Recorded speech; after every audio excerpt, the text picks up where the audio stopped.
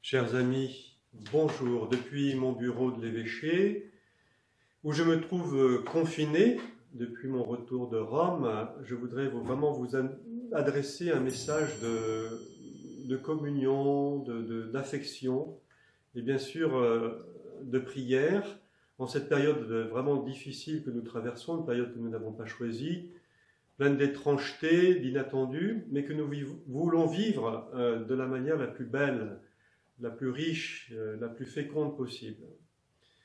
Je voudrais tout d'abord que nous ayons une pensée toute particulière pour Marie-Claire Favelin, que beaucoup d'entre nous connaissent, et pour toute sa famille, depuis que nous avons appris la nouvelle dimanche du rappel à Dieu de Jacques, son mari. Jacques est certainement la première personne victime du Covid-19 dans notre département. Et donc vraiment que nous ayons une pensée toute particulière pour sa famille.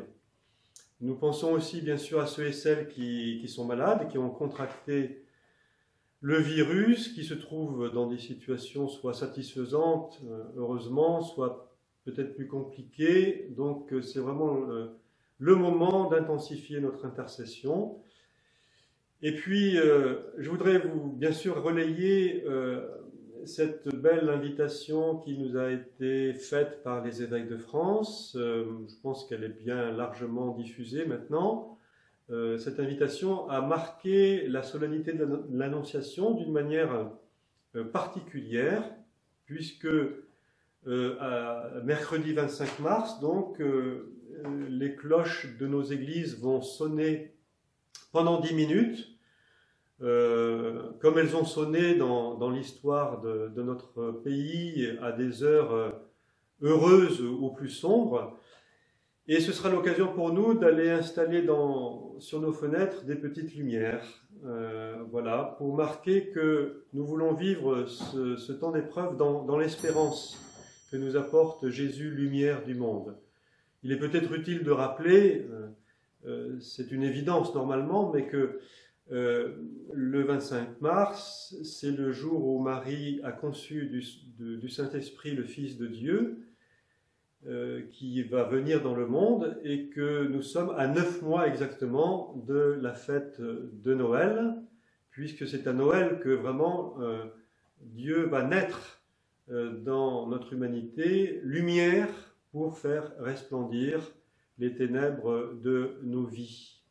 Voilà, donc cette fête de l'Annonciation, c'est vraiment une fête de l'espérance, et je dirais même une fête de la joie, puisque l'Annonciation commence par une invitation à la joie, réjouis-toi Marie, et c'est ce que vraiment nous voulons vivre dans nos communautés, dans nos familles, cette période de tristesse, de vicissitude, même de souffrance, qui peut aller jusqu'à la mort.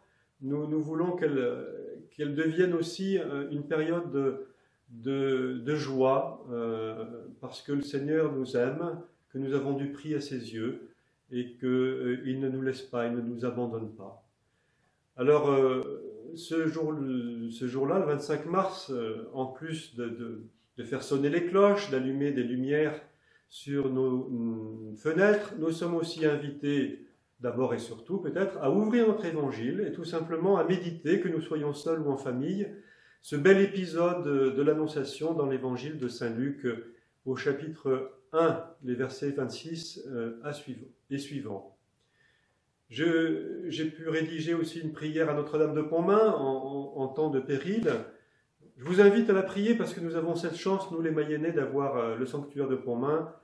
Et il me semble que le message de Marie à Pontmain est vraiment d'actualité en ces temps difficiles que nous traversons. Voilà, que Marie nous garde tout simplement dans la confiance, dans l'espérance. Et moi, je vous redis toute mon affection d'évêque et ma prière quotidienne pour chacune et chacun de vous. Voilà, bon courage. Au revoir.